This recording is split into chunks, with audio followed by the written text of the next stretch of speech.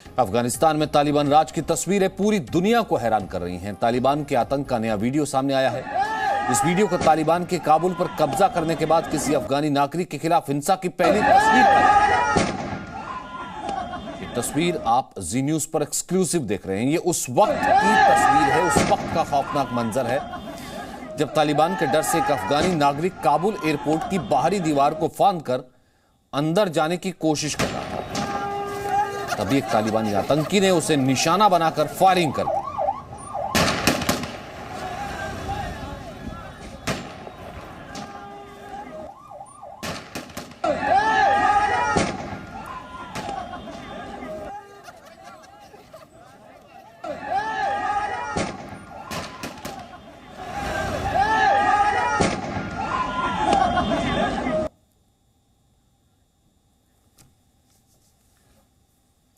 अफगानिस्तान में तालिबान के कब्जे के बाद जो लोग वहां फंसे हैं उनसे जुड़ी एक और बड़ी खबर। गृह मंत्रालय ने वीजा नियमों की समीक्षा करते हुए ई इमरजेंसी वीजा की शुरुआत की है ताकि लोगों को जल्द वीजा मिल सके। जो लोग लगातार ट्वीट कर रहे हैं, जो लोग लगातार वहां पर फंसे हुए हैं, जो लोग लगातार ये कह रहे हैं कि उन्हें वहां से निकाला जाए, जो कमीशन में थे या भारतीय प्रोजेक्ट्स में थे, तमाम लोग वहां पर हैं। गृह मंत्रालय ने अब वीजा नियमों की समीक्षा की है। ई इमरजेंसी वीजा की नई कैटेगरी की शुरुआत की है।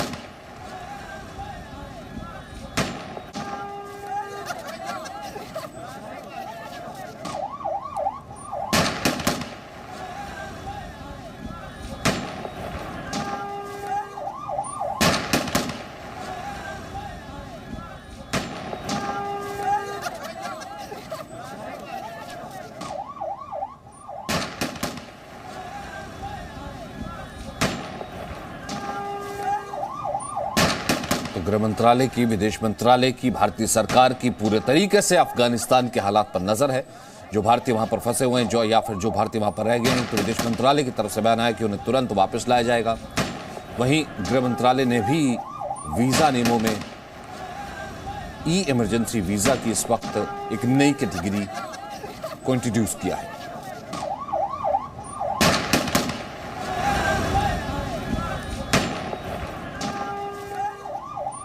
अब हम आपको दिखाते हैं उस वक्त का खौफनाक मंजर जब लोग अफगानिस्तान से भाग रहे थे। तभी तालिबानी आतंकी ने लोगों पर फायरिंग कर दी।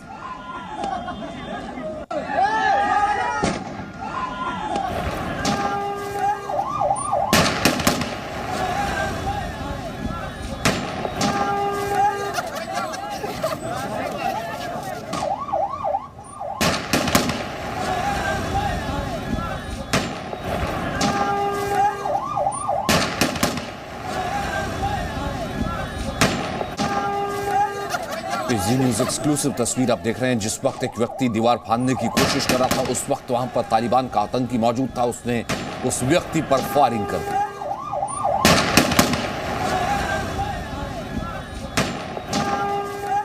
वही अफगान संकट पर अमेरिकी राष्ट्रपति जो बाइडेन ने राष्ट्र को संबोधित किया। उन्होंने अफगानिस्तान से अमेरिकी सैनिकों की वापसी के फैसले का बचाव किया और अफगान संकट के लिए सारा ठीकरा अफगान लीडरशिप पर फोड़ दिया।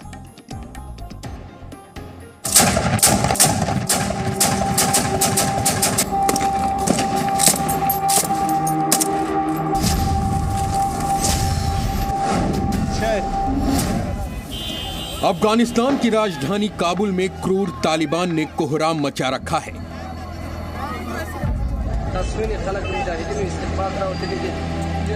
इस घोर संकट के लिए दुनिया भर में अमेरिका की आलोचना हो रही है। अमेरिकी राष्ट्रपति जो बाइडेन इसीलिए सामने आए और अफगान में बिगड़े हालात पर राष्ट्र को संबोधित किया। उन्होंने क्या कुछ कहा, उनके बयान से अफगानिस्तान को राहत मिली या अफगानिस्तान के नागरिकों की आफत अब और बढ़ जाएगी, ये जानकारी हम आपको जरूर देंगे। उससे पहले काबुल में तालिबान के आतंक का ये नया वीडियो देखिए।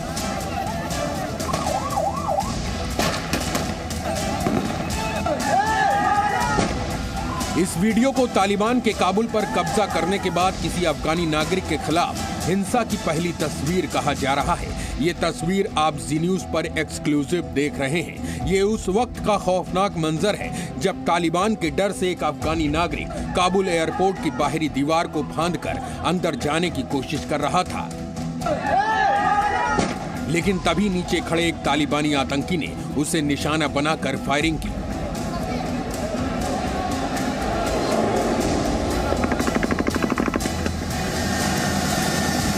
काबुल एयरपोर्ट से लोगों के डर और दहशत की ऐसी कई और तस्वीरें एक दिन पहले भी आईं, जब रनवे पर अमेरिका के C-17 ग्लोब मास्टर के टेक ऑफ के दौरान उस पर चढ़ने के लिए कई लोगों ने अपने जान की बाजी लगा दी।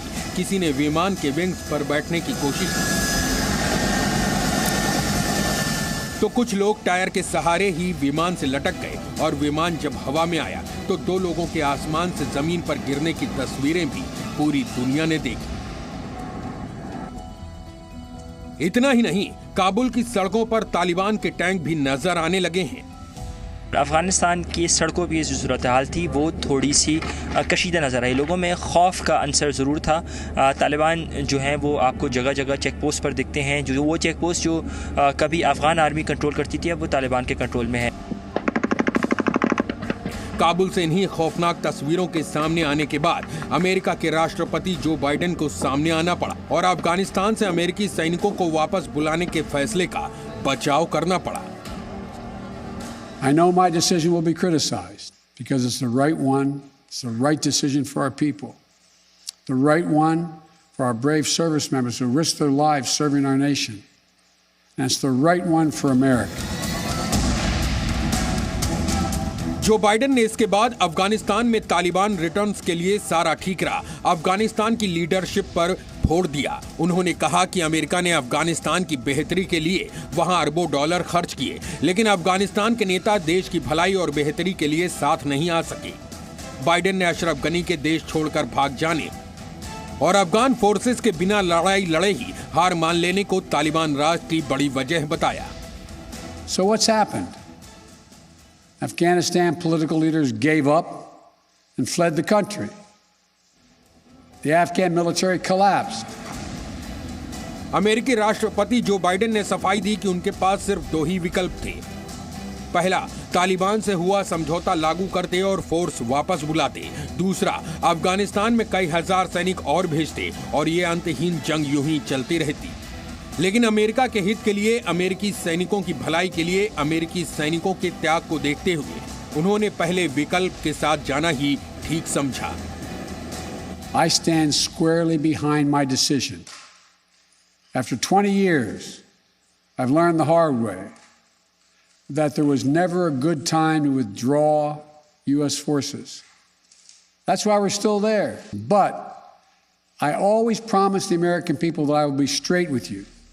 The truth is, this did unfold more quickly than we had anticipated. Biden पूरे संबोधन के दौरान अमेरिका का बचाव करते रहे, अफगान नेतृत्व को कटघरे में खड़ा करते रहे। ये भी कहा कि अफगानिस्तान में हालात अचानक बदले हैं, इसका असर दूसरे देशों पर भी पड़ा है, लेकिन आतंकवाद के खिलाफ अमेरिका की लड़ाई जारी रहेगी। हालांकि आतंकवाद के खिलाफ अमेरिका की ये लड़ाई तालिबान के खिलाफ शायद ही देखने को मिले, कम से कम तब तक जब तक तालिबान सीधे तौर पर अमेरिका को नुकसान नहीं पहुंचाता, और तब तक ये बात भी साफ है कि अमेरिका के हाथ खड़े कर लेने से अफगानिस्तान घोर संकट में घिर गया है। अनस मलिक, जी मीडिया, काबुल। तो अमेरिका जहां अफगानिस्तान में फंसे अपने नागरिकों को बाहर निकालने के लिए लगातार अपने सैनिकों की संख्या बढ़ा रहा है, वहीं अफगानिस्तान में मिलिट्री डॉग्स को भी बाहर निकाला गया है। फिलहाल काबुल एयरपोर्ट से सभी कमर्शियल उड़ानों को रोक दिया गया है। कोई भी कमर्शियल उड़ान वहां से उड़ नहीं रही है। सिर्फ मिशन, दूतावास से जुड़े कर्मचारी और मिलिट्री पर्सनल्स को ही वहां से निकाला जा रहा है। मिलिट्री डॉग्स को भी वहां से बाहर निकाला गया। विशेष विमान से मिलिट्री डॉग्स को निकाला गया है।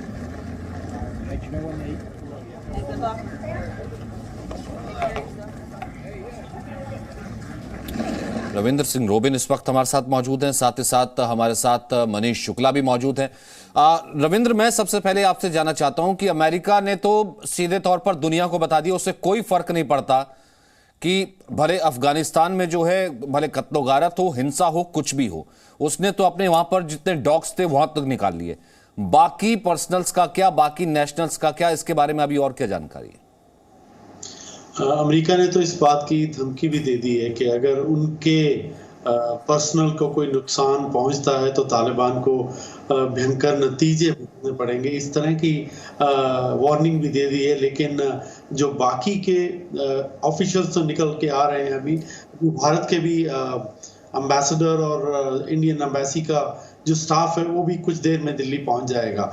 और उसके अलावा जितने भी वहाँ पे भारतीय काम कर रहे थे अलग अलग प्रोजेक्ट्स में, कोई डैम्स पे या हॉस्पिटल्स में या रोड कंस्ट्रक्शंस में, उनको टिकट्स इशू कर दी गई हैं। लेकिन कमर्शियल फ्लाइट्स बंद होने की वजह से उनके आने में थोड़ी सी अभी 1-2 दिन और लग जाते हैं। मेरे जो MEA में जो सूत्र हैं वो ये भी बता रहे हैं कि वो वहाँ पे हिंदू और सिख माइनॉरिटी के लोगों के साथ टच में भी है। अगर उनमें से कोई आना चाहेगा तो उनके लिए भी भारत पर बंद करेगा। लेकिन आने वाले 1-2 दिन और मुश्किल के रहेंगे अफगानिस्तान में।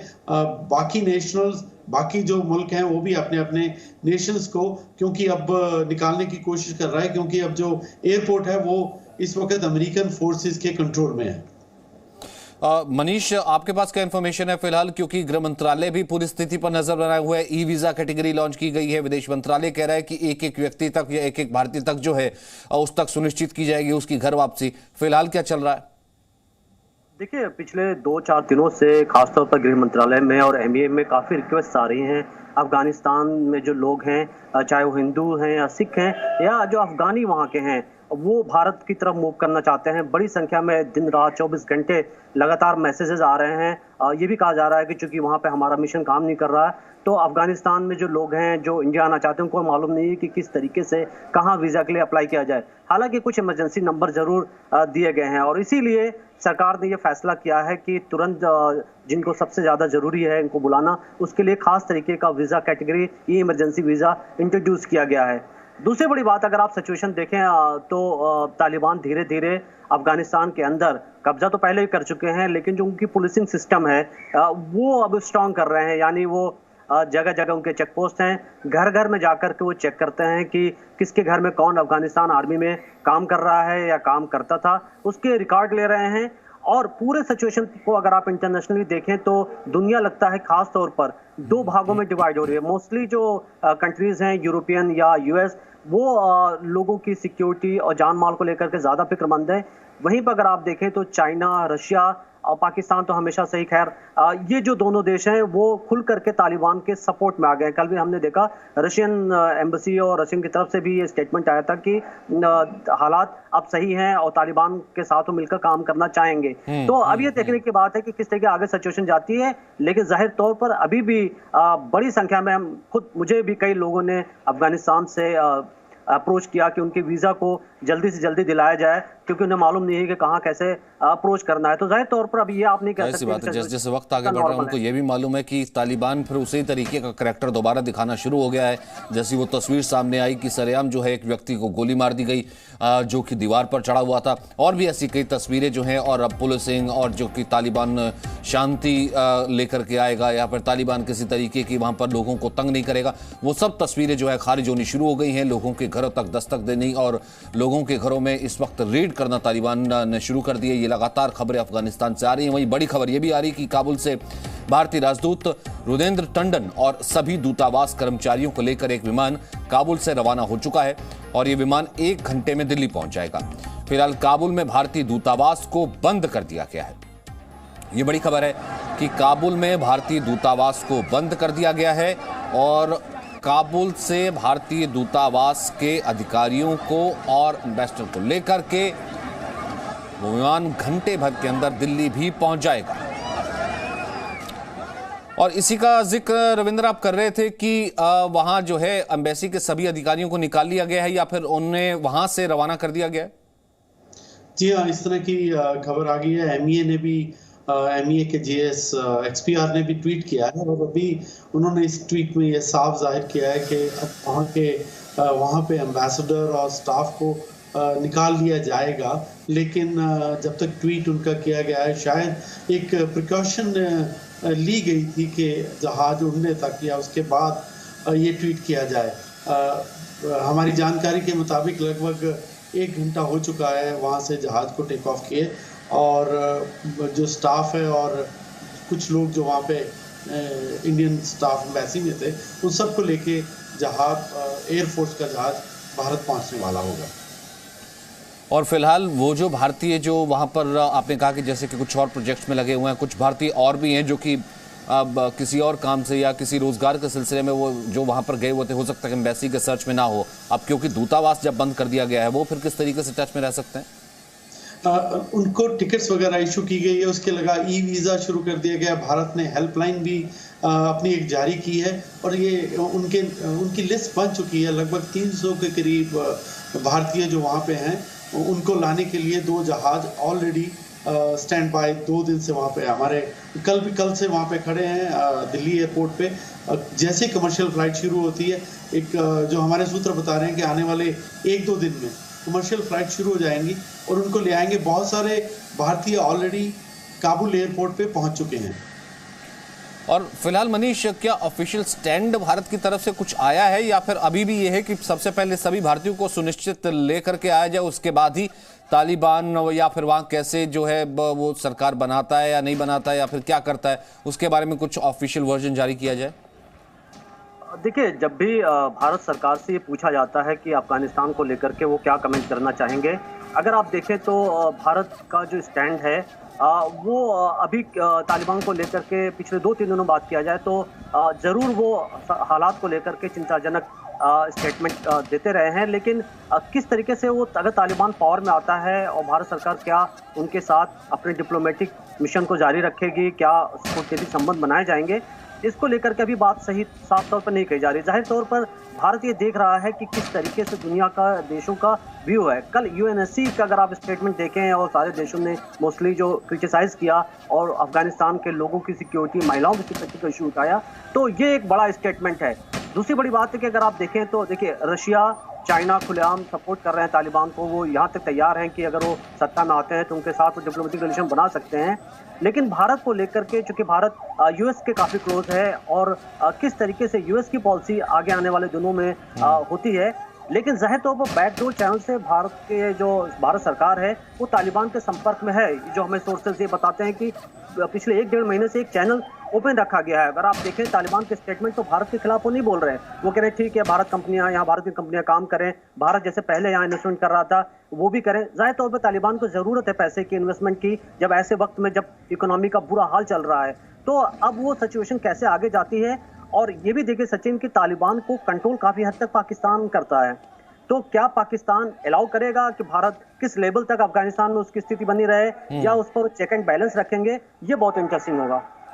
जाहिर सी बात है मनीष, नजर बनाए रखेंगे हम भी, आप भी अपने सोर्सेज से बात करते रहिए। लगातार जो जानकारी है जी न्यूज लगातार पहुंचा रहा है ग्राउंड जीरो से। Presenting Zee news app available on Google Play and App Store. Download it now.